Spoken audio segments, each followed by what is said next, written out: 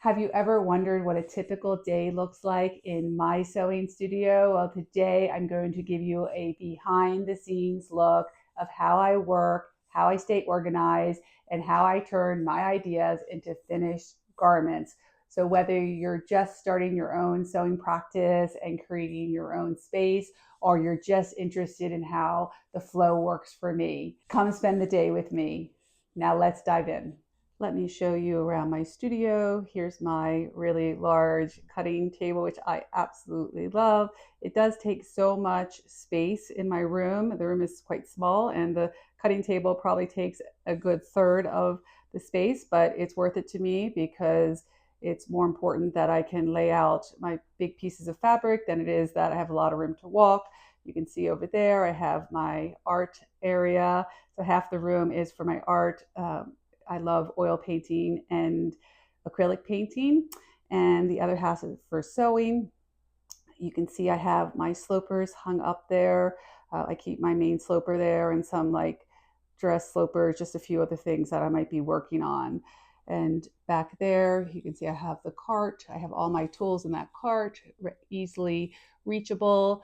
And then down here, I keep all my fabric, which is not a lot. This is basically my whole stash of fabric. Unfortunately, I have not gone through my fabric recently because I've been busy with other things, but I try to get through it. I've been tempted to buy some more, but I'm not going to until I can get through this. And I have some storage below there for things like zippers and interfacing and those sorts of things.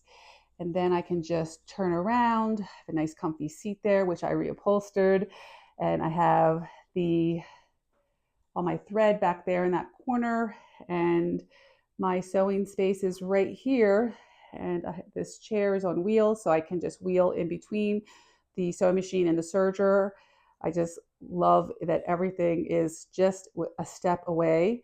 And I keep this bucket here with all the important tools, such as my snips and the seam ripper. I have a needle in there, things like that that I want easily reachable, and my pins and my scissors. I have a pair of scissors here that I do just keep another pair on the cutting table so I'm not constantly going back and forth. So I love my space. It's small, but I have room for everything. I keep it nice and tidy, and I just love spending time here. So when I'm starting a new practice, I typically will flip through my Pinterest board. That's where I collate all of my inspiration photos. You know, if I see a dress or any garment that I love, it might just be I love the neckline, or I might like the skirt, or I might like the whole thing. I'll pin it in my ideas page of Pinterest. So when I want to make something, I just sort of flip through there and get ideas. Sometimes I start with the idea, and sometimes I start with the fabric. I might have purchased a fabric that I really love, and then I think about what would be the best use for that fabric. Or I might have some place to go and I want to make a dress specifically for that project. So I have a project already started. I tend to batch things, but let's just start at the beginning of how, if I'm starting a project from the beginning, what I do. I first will get out my sketchbook, which is slash also my swatch book. So I'll draw a sketch to start, and I'll show you the sketch that I have here.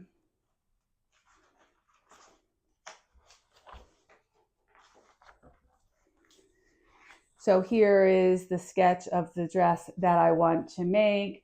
I just give it some sort of descriptive name. This is a maxi 3-tier dress. It's a boat neck. I love boat necks.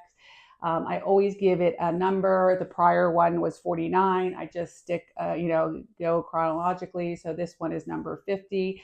And then I know what fabric that I wanted to use. I wanted to use the Fashion Warehouse Direct brushed DTY in black. So that's the fabric. I always like to put that down there. And sometimes I make these patterns several times, and I'll just write all the different fabrics that I use. I love this fabric because it's very inexpensive and it's so soft, and it really does wash well, and it holds up quite well. So as I said, this is a boat neck I decided, and I just wanted a 3-tier gathered skirt, just a really comfy summer dress I can just throw on. It would look nice because it's black. It would look nice, sort of dressier if I so chose, or it could just be really casual with a pair of sneakers. So I start with that. I do the sketch, and you can see the fabric. I also put in the beginning of this book, I have the swatch book. So these are the different colors I have in that fabric. I don't have a swatch of the black because I've bought this fabric in so many colors.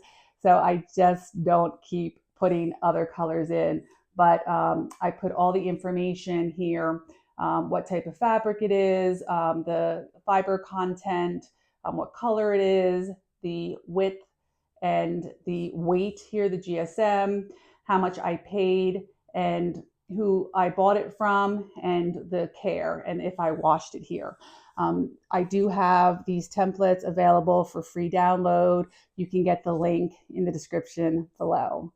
It's really a great way. I have several pages here of all the different types of fabric. That was knits. I have things for pontes, and I love keeping this here. So if I really want to reorder, and I have all the information here, so I don't have to keep, the receipt to remember, the details of each of the fabrics. So that's where I started with this project. I did the sketch, I decided what fabric I want, and then I create the pattern. I make all my own patterns. So I start with my bodice sloper here, the front and back bodice sloper. I do have a lot of videos. I'll put a link here, how to get your hands on a sloper. There's a variety of ways. You can purchase them or you can make your own. I prefer to make my own, but that video goes into more depth. So I start with this. I also have a skirt sloper. In this instance, I didn't need the skirt sloper because when you do a gathered skirt, the gathers are just rectangles. So I just do the calculations to figure out, how many, what the length of that would be. I'll put a link to a video here that it's just a gathered skirt, not a whole dress, but it goes into how really you can do these calculations based off of your measurements. So that's what I did. I took my sloper, traced it off, and then did the design. I created so here you can see this is like very much of a crew neck. I did a boat neck, so I would bring it down a little bit here and bring it out. So I take that.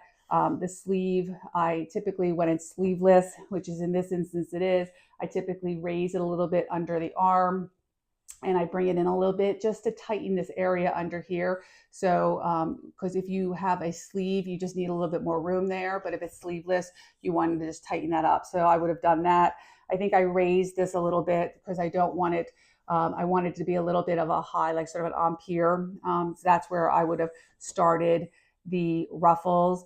And then the ruffles are calculated starting with this measurement. And then you can continue to add depending how many ruffles you want. So you can see here, this is what I ended up with. This is the back of my pattern. I cut it out in the beautiful DTY. It's very soft fabric.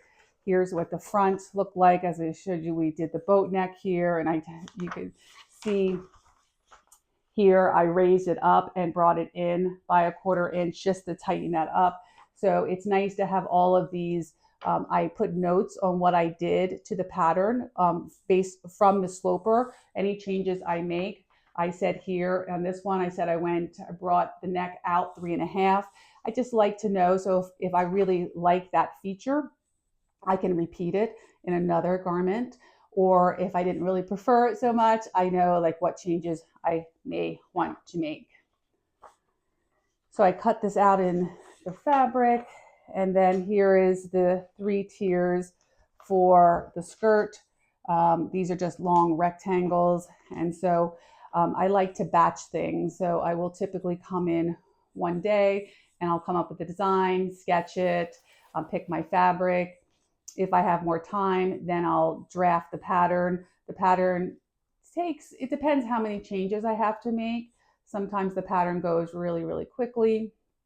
This instance, it wasn't too many changes, so I could create the pattern relatively quickly, maybe an hour perhaps to do it.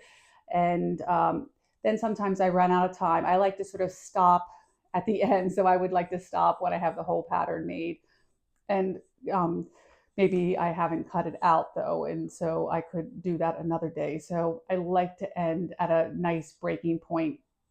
And sometimes I have a little extra time, so I'll lay the whole fabric out on my sewing table here and put the pattern pieces out. So they're just ready to go, but I don't have time to cut them out. So they're just like, next time I come in, everything's laid out, and then I can just cut around and I can do that. It is, and then perhaps that's all I have time for. Maybe I only have time to cut out the fabric on that given day. Sometimes I only have a half hour. So I'll come up here and I'm like, okay, I'll just cut the fabric out. And then this is where I ended here. I cut the fabric out and I just stacked everything neatly. And then when I can come back in, like today, I have a chance to continue the project. And then how fun, everything's all cut out and ready to go. All I have to do is start sewing. There's some instances, maybe at the end of this, I've cut everything out and I still have maybe 10 minutes before I want to conclude. Then I change the thread on the machines because particularly the serger, changing all of those 4 into black would take a little time. So I just love when I put the proper color on through my machine and the serger, and then I'm really ready to go. So it just depends. Every day is going to be different depending how much time I have, but I really do try to just sew in little increments. I don't wait until I just have a whole afternoon. If I have 20 minutes, I'll come up and I'll do just a small part, and it really does allow you to get your projects done when you just do them in these little bits. And I keep it really nice and neat here.